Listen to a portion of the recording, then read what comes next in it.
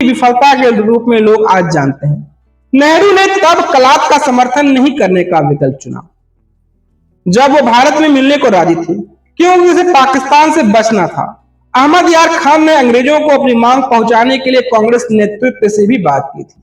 कांग्रेसों का समर्थन करने वाले बलूचिस्तान के एक प्रसिद्ध पश्तून सरदार समद खान ने 1946 में कलात की दुर्दशा के बारे में पार्टी के बड़े नेताओं से बात की थी। हालांकि नेहरू ने इसमें भी कोई दिलचस्पी नहीं दिखाई।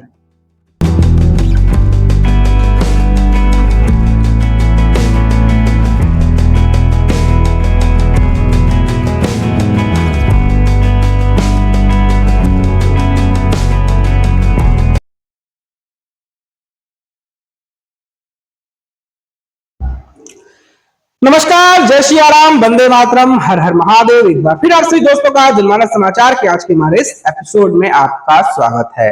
तो सबसे पहले आप सभी दर्शकों को, मेरे व्यूअर्स को होली की बहुत बहुत शुभकामनाएं। तो आज होलिका है, देश के कोने कोने में होलिका दहन हो रहा है। आज ही के दिन होलिका प्रहलाद को अपने गोद में बैठकर उन्हें जलाने की कोशिश की थी, लेकिन प्रभु की कहते हैं प्रभु की इच्छा, प्रभु का पालन, जो सच्चाई की राह पे रहता है वो बच जाता है। होलिका का आज दहन हो गया, तो आज हम होलिका दहन करते हैं। तो दोस्तों, आज के प्रोग्राम को हम शुरुआत करें, आज अपने टॉपिक पर बात करें। तो इन दिनों देश में चल रहा एक मुद्दा है जो जोर पकड़ा हुआ है।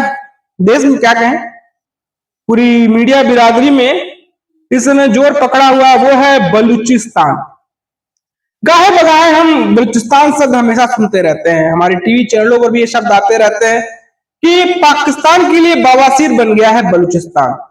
तो आज हम बलूचिस्तान के बारे में जानेंगे कि भारत के अतीत से बलूचिस्तान का क्या वास्ता था, क्या रास्ता था। आज हम उन तमाम पहलुओं पर बात करेंगे कि नेहरू की भूल और जिन्ना का धोखा और ऑल इंडिया रेडियो का एक ऐलान, चीनी घुसपैठ, कैसे बलूचिस्तान पर पाकिस्तान का हुआ कब्जा, क्यों जाफर एक्सप्रेस तक पहुंची आजादी की आग, जानेंगे सब कुछ और बात करेंगे सब कुछ। तो बलूचिस्तान ऐसे कैसे ये हॉट टॉपिक बन गया, ये हॉट इशू बन गया। मैंने बोला ना, जाफर एक्सप्रेस। जाफर एक्सप्रेस जो ट्रेन है पाकिस्तान की, वो हम बात करें जो इलाका है बलूचिस्तान का, बलूचिस्तान की राजधानी क्वेटा, क्वेटा से होते हुए वो पंजाब की ओर जाती है, उसका अपहरण हो जाता है। तो लोग कहते हैं कि ये जो बलूचिस्तानी विद्रोही हैं, बलूचिस्तान लिबरेशन आर्मी, जो आजादी की मांग करते हैं, वो कहते हैं कि उनका हक और हकूक पाकिस्तानी सरकार द्वारा नहीं दिया जा रहा है, उनका शोषण होता है, उनका दोहन होता है। जब से आजादी प्राप्त की है तब से उन्हें ना उचित सत्कार मिला, ना उन्हें कोई इज्जत भी बख्शी गई पाकिस्तानी हुकूमत द्वारा। पाकिस्तान की हम बात करें तो पाकिस्तान में इज्जत उन्हीं को मिलती है जो पंजाब से आते हैं, जो पंजाब सूबे से आते हैं। उनके खेल में भी देख लीजिए तो ज्यादातर लोग पंजाब सूबे से ही पाए जाते हैं। इक्के दुक्के कोई सुरमा होते हैं जो अलग अलग इलाकों से आते हैं, वो केपीके से आते हैं, वो हम बात करें बलूचिस्तान से आते हैं, वो सिंध से आते हैं। तो वो सुरमा होते हैं, उन्हें ही बड़े बड़े ओहदे, बड़ी बड़ी क्रिकेट टीमों में, बड़े बड़े खेलों में जगह पे उन्हें वो पहुंच पाते हैं। अन्यथा पाकिस्तान में पंजाबियों का वीटो पावर है।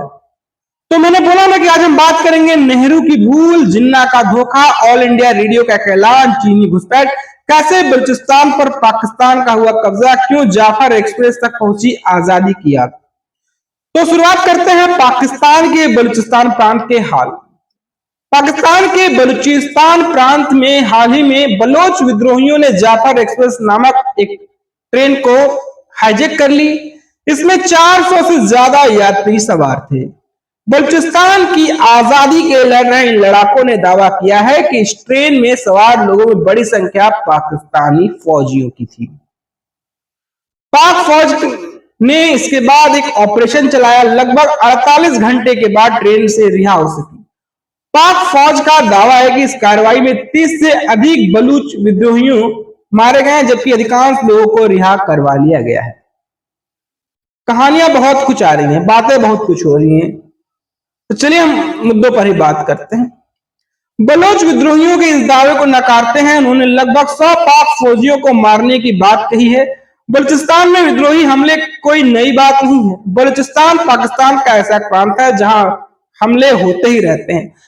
बलूचिस्तान एक रिच इलाका है, लेकिन अब बलूचिस्तान के बारे में देखिएगा, इंटरनेट पर सर्च करिएगा, इंटरनेट पर जानिएगा, वो किसी ऐसे इलाके में दिखने को तब्दील लगता है कि जहां पर विकास की कोई पटकथा लिखी ही नहीं गई। बलूचिस्तान एक सुदूर इलाके जैसा है जहां पर विकास कहीं दिखता ही नहीं।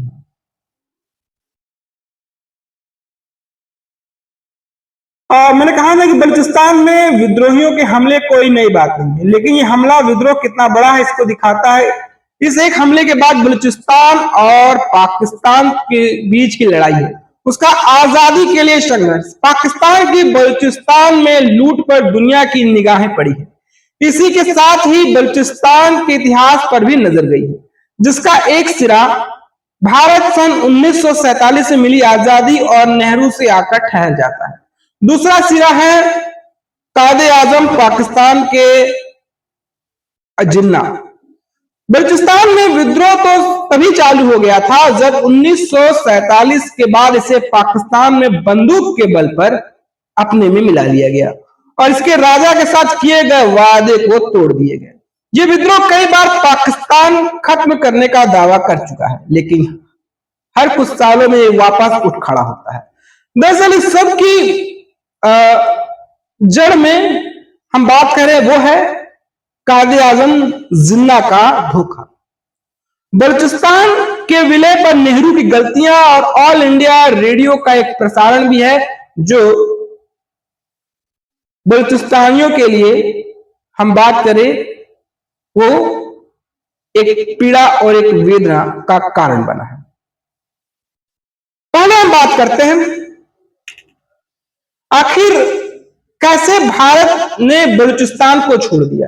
अब बलूचिस्तान अगर देखिएगा, अगर आप आउटलाइन मैप निकालिए, दुनिया का मानचित्र निकालिए, वहां आप देखिएगा बलूचिस्तान ईरान से सटा हुआ है। तो लोग कहेंगे कैसे बलूचिस्तान भारत से सट जाता। बलूचिस्तान कहां है? ग्वादर एयरपोर्ट बलूचिस्तान के पास है। कहां भाई, कहां ईरान है? तो मैं उनको कहना चाहता हूं बलूचिस्तान उसी तरह भारत से उस समय सट सकता था जैसे पूर्वी पाकिस्तान पश्चिमी पाकिस्तान और उन दोनों के बीच में 1600 किलोमीटर की एक लंबी दूरी। कैसे भारत ने छोड़ दिया बलूचिस्तान? 1947 में अंग्रेज भारत छोड़कर चले गए। उन्होंने भारत का बंटवारा कर दिया, नया मुल्क पाकिस्तान बन गया। कश्मीर, हैदराबाद, जूनागढ़ जैसी तमाम रियासतें लेकिन बची रह गई।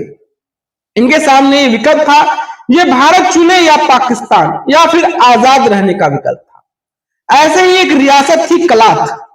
कलात में मीर अहमद यार खान तक शासन करता था। उन्हें कलात का खान भी कहते थे।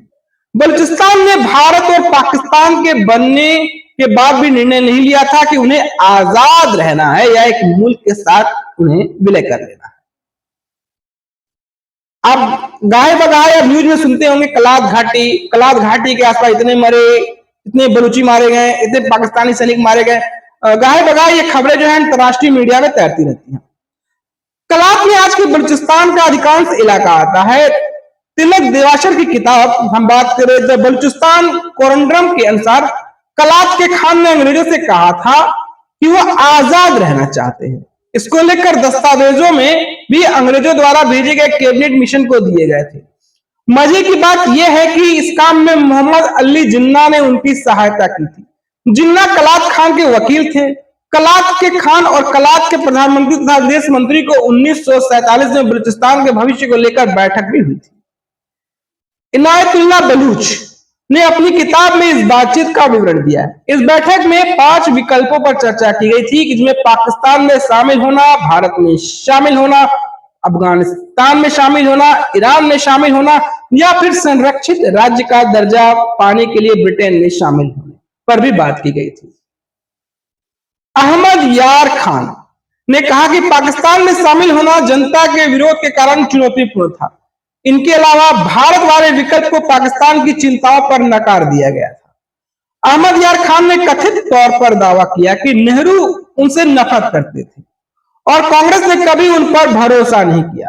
कलात के विदेश मंत्री डगलस जेटस फेल ईरान में शामिल होने के पक्ष में थे, उन्होंने इसे बलोच एकता के लिए फायदेमंद करार दिया था। गौरतलब है कि बड़ी बलोच आबादी आज भी ईरान में रहती है। बलोचों की आबादी के संबंध आज भी ईरान से हैं। हालांकि कलात के खान अफगानिस्तान में भी शामिल होने के पक्ष में थे, लेकिन इस पर भी नहीं बात बन पाई। अंत में लंदन वाला विकल्प भी नकार दिया गया। इसके बाद कलात के खान के पास कोई विकल्प शेष नहीं रह गए थे। आगे कुआं पीछे खाई, करे तो क्या करे।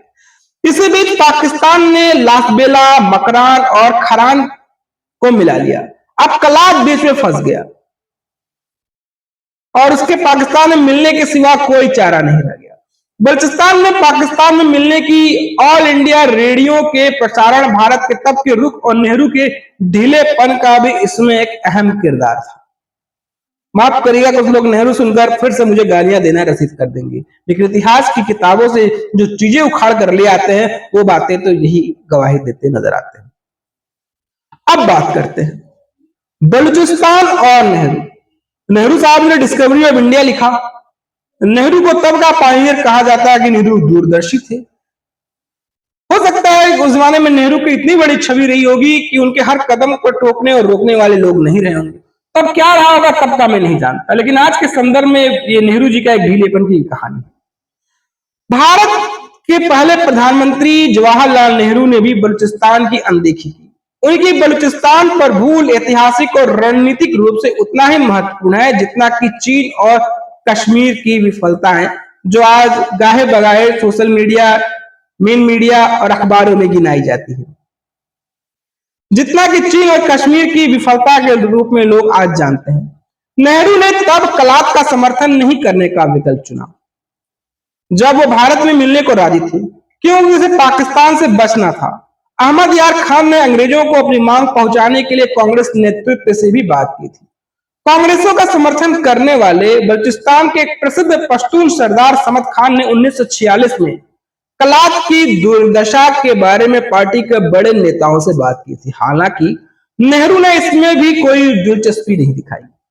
British think tank foreign policy centre के अनुसार नेहरू ने 1947 में कलात के विलय के दस्तावेज भी वो लौटा दिए। उन पर खान ने हस्ताक्षर किए थे। भारत ने मौका भी खो दिया। संभवतः नेहरू प्रशासन स्वतंत्र बलूचिस्तान के भू राजस्व महत्व को नहीं समझना था, या तो कहें नेहरू साहब को इसमें इंटरेस्ट ही नहीं था, या उससे वो कुछ वहां के पब्लिक, वहां की आवाम से उन्हें कोई लेना देना नहीं था। अब आते हैं ऑल इंडिया रेलवे के प्रसारण ने बढ़ाई थी समस्या। उस जमाने में कोई पाकिस्तानी रेडियो नहीं हुआ करता था। पाकिस्तान भी भारत का ही भाग था, तो ऑल इंडिया रेडियो पाकिस्तान में भी चलता था, भारत में भी चलता था। बलूच इतिहासकारों को कहना है कि कलात के खान के पास दो विकल्प थे, या तो पाकिस्तान में शामिल हो जाए या इसे अस्वीकार कर दे और सेना लेकर लड़ाई करे। हालांकि 27 मार्च 1948 को ऑल इंडिया रेडियो के प्रसारण के साथ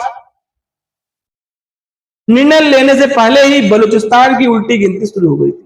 इस प्रसारण में बताया गया था कि कलात के खान ने उसी वर्ष जनवरी में भारत के साथ विलय पर चर्चा करने के लिए नई दिल्ली से संपर्क साधा।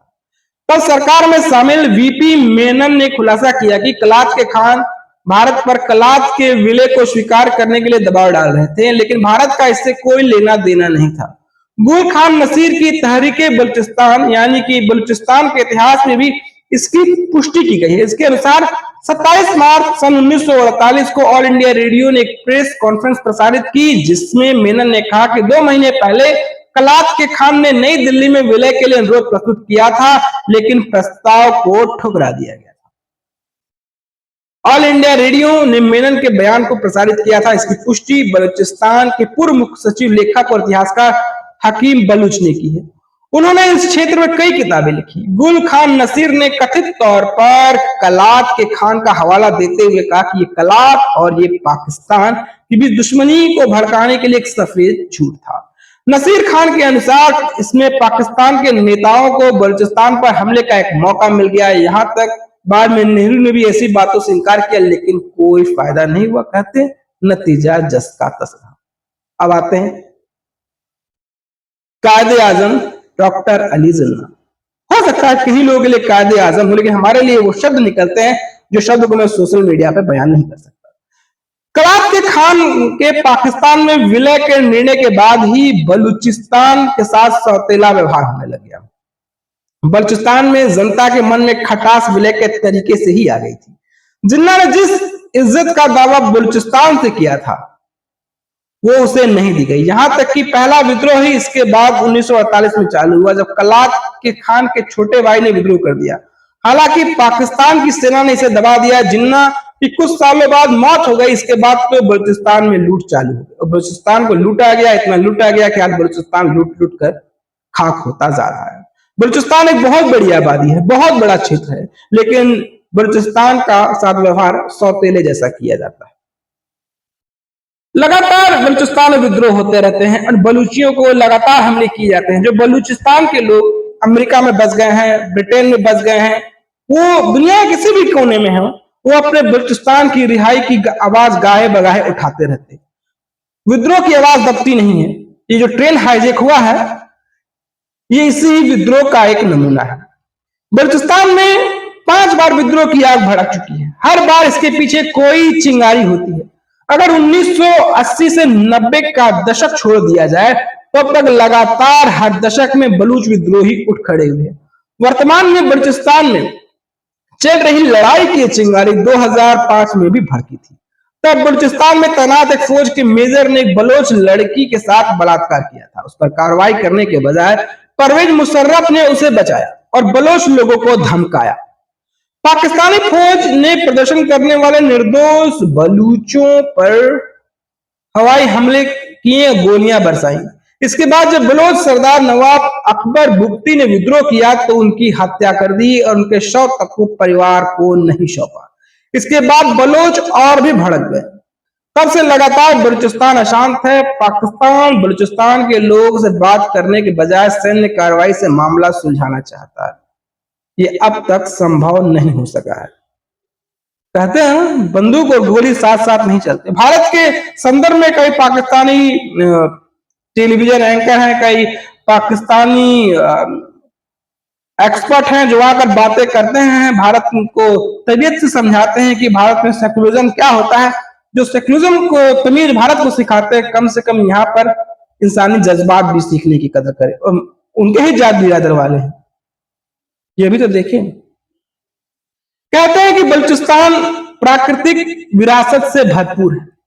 बलूचिस्तान में बहुत सोना है, बलूचिस्तान में नेचुरल गैस है। बलूचिस्तान तबीयत से हरा वो क्षेत्र है, वो कुदरत का वो देन है जिससे अगर सच्चे तौर पर संवारा जाता तो बलूचियों की किस्मत भी बदलती और पाकिस्तान की फितरत भी बदलती।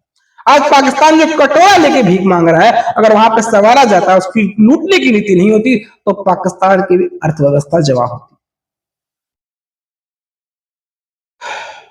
कहते हैं कि जब बलूचिस्तान को कब्जा कर लिया गया तो वहां नेचुरल गैस मिली। और नेचुरल गैस सिर्फ पाकिस्तान के पंजाबियों को मिला, जो पाकिस्तान में ऊंचे पोस्ट पर जाते हैं, जो अफसर बनते हैं, आर्मी में जाते हैं, जो खेल में जाते हैं। उन्होंने इसका फायदा उठाया, उसे खत्म कर दिया और फिर बंदरगाह भी उन्होंने बेच दिया। बलूचिस्तान के कई इलाकों में 1950 के ही दशक से गैस निकल आई। इस गैस की लूट पाकिस्तान के हुक्मरानों ने चालू कर दी। पाकिस्तान ने बलूचिस्तान की इस गैस की सप्लाई नहीं दी, बल्कि पंजाब और सिंध पहुंचाई। यहां तक कि 1990 का दशक आते आते ये गैस लगभग समाप्त हो गई। इसके बाद पाकिस्तान के हुक्मरानों ने बलूचिस्तान में जमीन बेच दी। वर्तमान में चीन बलूचिस्तान के ग्वादर बंदरगाह पर अपनी नजरें टेढ़ी की हुई है और बलूचिस्तान में वो लगातार लूट खसोट मचाने का काम चीन करता नजर आ रहा है।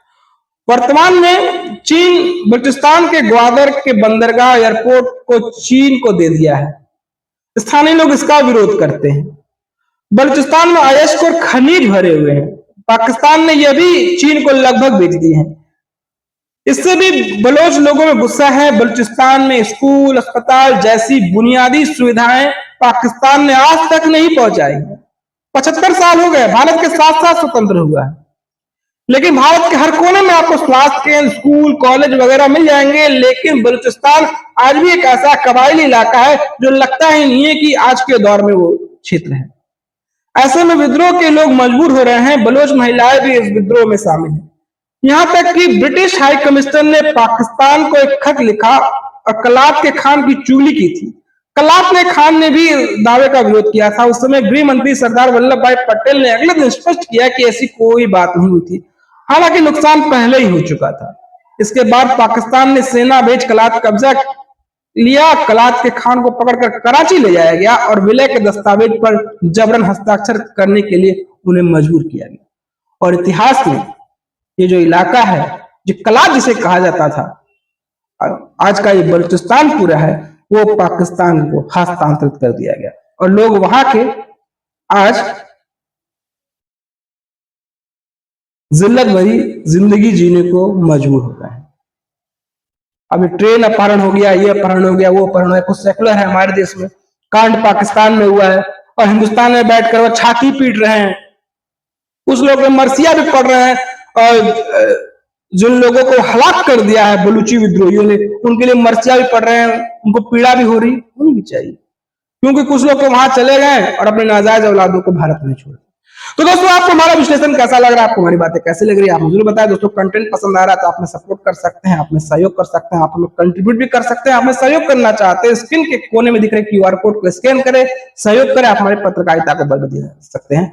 अगर आप हमारा हमें ज्वाइन करना चाहते हैं तो आप हमारे यूट्यूब का ज्वाइन बटन से भी आप हमें ज्वाइन भी कर सकते हैं। हमारा यूट्यूब ज्वाइन का बटन डिस्क्रिप्शन में दिया हुआ है, आप वहां जाकर हमारे यूट्यूब चैनल में भी ज्वाइन कर सकते हैं, आप हमारी पत्रकारिता को बल दे सकते हैं। तो फिर हाजिर होंगे एक नई कहानी के साथ, एक नए एपिसोड के साथ, एक नई चर्चा के साथ और इस राष्ट्रवाद की एक नई कहानी के साथ। अब तक इजाजत दीजिए। नमस्कार, जय श्री राम, वंदे मातरम। आप सबके होली की बहुत बहुत शुभकामनाएं। फिर मिलते हैं।